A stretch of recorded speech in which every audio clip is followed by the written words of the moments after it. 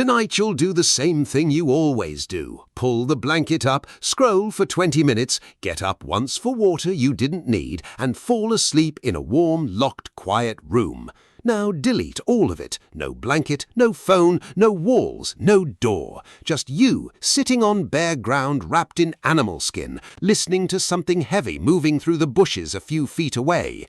That was an ordinary night for almost every human who ever lived. And here's the question nobody ever really asks. What did they actually do once it got dark? Did they sleep? Did they sit frozen, waiting? For 99% of human history, night looked nothing like it does for you, and the real answer is stranger, smarter, and far more human than you'd guess.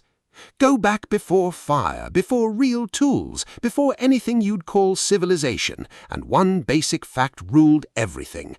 Half of every day was total darkness. Not streetlight through curtains darkness, the kind where you hold your hand an inch from your face and see nothing at all, where a single snapped branch could mean your last 5 seconds. And in that blackness, something was hunting. Lions, hyenas, leopards, saber-toothed cats, almost every major predator back then was built to work best at dusk, dawn, and through the night. So the moment the sun dropped, the balance flipped. You stopped being the hunter and started being the option on the menu. There was no forecast to check. The forecast was always the same: dark with a strong chance of being eaten. So what do you do with that problem? You stop being alone, and you stop being exposed. Early humans pushed toward high ground, tight spaces, anything with limited angles of attack, and caves were the prize. Not for comfort, caves are cold and damp, but because a cave only has one way in. Put your back to solid rock, and you already know the one direction danger can come from. It's the first security system humanity ever built, and it worked. Groups packed in together, close enough to share warmth, close enough to hear every breath beside them. If anything got close in the dark, someone would know almost instantly. It wasn't cozy, it was something better, a room where being noticed by the wrong thing became dramatically less likely. Here's the detail most people miss completely. Inside that huddled group, sleep itself wasn't uniform. Some people have always been naturally lighter sleepers, quicker to stir at a sound. Researchers now think that variation wasn't random at all. It may have been shaped by evolution on purpose. A group where everybody sank into deep sleep at the same time was a group with a dangerous blind spot. A group with a mix of light and heavy sleepers had, without planning a single shift, a rotating watch built directly into their biology. Nobody had to volunteer for guard duty and lose a night's rest. The system ran itself. It's one of the most quietly brilliant survival tools our species ever had, and none of us had to invent it on purpose. Then, somewhere close to 400,000 years ago, everything shifted. Reliable, controlled fire. And what fire does goes far past warmth. It cooks food, which unlocks nutrients raw food never gave you. But the bigger shift was psychological. Fire draws a circle of light, and that circle becomes a wall. Most large predators evolved to hunt in darkness, and an open flame is a genuine disruption to that system, and anomaly they're not built to push through. So for the first time, safety wasn't coming from your speed or your strength, it was coming from light itself. Sit close enough to a fire, and the odds of becoming something's dinner drop sharply, not because you fought anything off, but because the dark itself couldn't reach you anymore. But fire's real impact isn't the safety. It's what it did to how humans spent their evenings. Around a fire you can't hunt, you can't gather, you can't really do anything productive at all. All you can do is sit, face each other, and actually be present with the people next to you. And that forced stillness changed everything. Researchers studying groups like the Hadza in Tanzania and the Juhonzi and the Kalahari found something remarkable when they tracked daytime versus nighttime conversation. Daytime talk is almost entirely logistics: who's hunting where, what needs collecting. Nighttime talk, around the fire, is a completely different animal. And what fills it might be the single most important thing early humans ever did after dark. What fills the night, according to that research, is stories. Long, layered, emotionally rich stories about ancestors, about how the world began, about what makes someone brave or worth trusting. In these communities, roughly 80% of nighttime campfire talk is storytelling, against barely 6% during the day. Every single evening, for tens of thousands of years, humans sat by firelight narrating existence to each other, exactly what we still do with every streaming show, every novel, every film ever made. The fire was the screen, the storyteller was the entire industry. And without writing, without any way to store information outside a human skull, these nightly stories were the actual hard drive of early human culture, how values, memory, and identity survived long enough to reach you. And that single habit may have done more for our species than almost anything else in our evolutionary history. Sitting by firelight night after night, trading stories, may have been the exact pressure that pushed forward language, empathy, and the kind of deep social bonding no other animal quite manages. It's the reason we became a species that can picture things that don't exist yet, a future harvest, a plan, a god, a story with an ending nobody's lived yet. Not bad output for a group of people wrapped in animal hide with zero technology. Now let's talk about what happened once the stories ended and people actually tried to sleep, because this is where the story gets genuinely strange and where your own 3 a.m. wake-ups start making a lot more sense. Most of us assume the correct, healthy way to sleep is 8 straight hours in one unbroken block. Wake up at 3 a.m. and lie there awake, and you assume something's wrong. You start Googling symptoms, spiraling towards some rare diagnosis by sunrise. Here's the problem. That assumption might be historically backwards. A historian spent decades combing through diaries, court records, medical texts, and household accounts from centuries of ordinary life and found something remarkable. For most of recorded history, people didn't sleep in one block at all. They slept in 2, with a name for each: first sleep and second sleep. Here's how it actually worked. You'd go to bed a couple of hours after dark, sleep 3 or 4 hours, then wake up naturally, calm, not panicked, the way you'd surface from a pleasant daydream. You'd stay awake for an hour, sometimes 2, then drift back down until morning. This isn't some fringe theory. It shows up across centuries and continents with striking consistency, referenced as far back as Homer, treated as an ordinary fact by Roman writers, saturating medieval literature. One 16th century physician even recommended couples conceive children specifically during that middle window, since people were naturally more relaxed and alert then. Old texts that mention the watch in the night often aren't describing soldiers at all, just ordinary people, quietly awake, in the dark, exactly on schedule. So what did people actually do in that gap between the 2 sleeps? Nearly everything. Many traditions treated the deep middle of the night as the most sacred hour for prayer, when the world went still and felt closer to something greater. People took their dreams seriously, treating them almost like incoming information. It was considered, apparently, an excellent window for sex, since the body was already warm and there was nowhere else to be. Someone would tend the fire, adding fuel to keep the cold at bay. Farmers checked on animals, mothers nursed infants. Some people even walked over to visit neighbors in the dark, which wasn't strange at all. It was simply what that hour was for. So why did this pattern disappear almost entirely? Nearly all of it traces back to artificial light. Once you can keep a room brightly lit deep into the evening, first with gas lamps and then with electricity, bedtime keeps sliding later and later.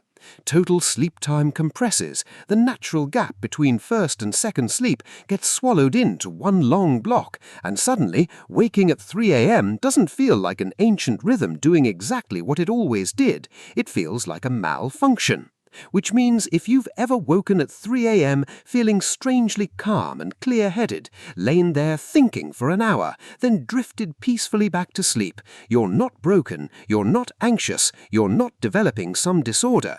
In the most literal sense, you're simply prehistoric. Your body remembered something it was never actually supposed to forget.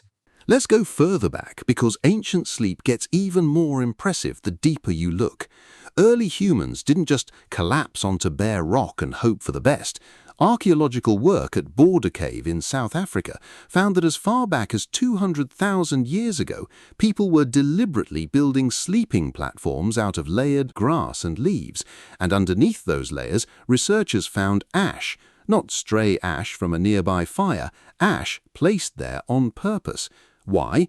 Because ash repels insects, ticks, mites, fleas, the things that bite you all night and spread disease.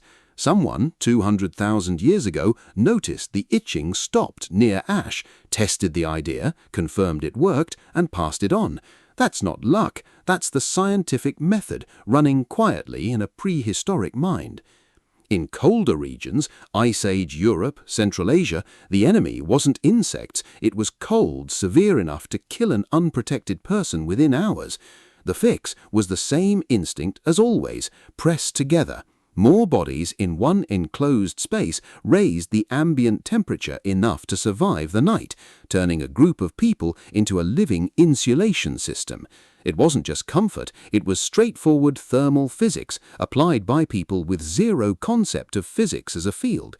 Combined with that built-in mix of light and heavy sleepers acting as a rotating watch, these weren't people barely enduring the night, they were actively engineering it, solving real problems with whatever resources they had and quietly getting better at it, generation after generation. Because for nearly every ancient culture on Earth, night wasn't empty time to survive, it was the most spiritually loaded part of the entire day. That makes a strange kind of sense. The sun, the thing that made the world visible and warm, died every single evening, sinking beneath the horizon. In countless ancient cosmologies, it descended into some underworld and had to fight its way back out. Every sunrise, in that view, was a genuine victory, which meant every night was something closer to a vigil, a period that demanded attention, ritual, and watching, because the outcome wasn't guaranteed. And some civilizations built entire systems of science and government around exactly that belief. The Maya built whole calendar systems and city layouts around the night sky. Their observatory at Chichen Itza was engineered specifically to track Venus, visible only at dawn and dusk, with remarkable precision, because Venus was tied directly to decisions about war. Priests carried out rituals deep in the night specifically to help the sun complete its journey through the underworld and rise again. From the outside, this looks like mythology. From the inside, it was infrastructure maintenance, and as far as anyone in that culture could tell, it worked flawlessly every single morning. Meanwhile, in Mesopotamia, a specialized class of priests read the night sky for omens, a comet, an eclipse, a planet's movement, each carrying a specific message about war, harvests, or the fate of a king. Now here's the one that should genuinely stop you. Polynesian navigators crossed the largest ocean on Earth with no compass, no instruments, no charts of any kind, and they did most of it at night. They'd memorized the rising and setting points of hundreds of individual stars across different seasons and latitudes. They read ocean swells with their bodies, felt water temperature with bare hands and feet, and tracked birds flying home toward land at dusk. They turned raw darkness into one of the most sophisticated navigation systems that has ever existed, built entirely from memory and observation, and used it to find islands that are barely a pinprick across thousands of miles of open Pacific. And across the ancient world, plenty of societies deliberately chose night specifically because it made certain work better, not despite the dark, but because of it. Iron Age metalworkers in what's now Zimbabwe forged at night on purpose because sunlight washes out the subtle color shifts that reveal a metal's exact temperature, colors only visible clearly against true dark. Farmers in Bronze Age Oman irrigated crops after sundown specifically to cut water loss to evaporation. Cities like Mohenjo-Daro ran essential sanitation work through the night on a functioning schedule.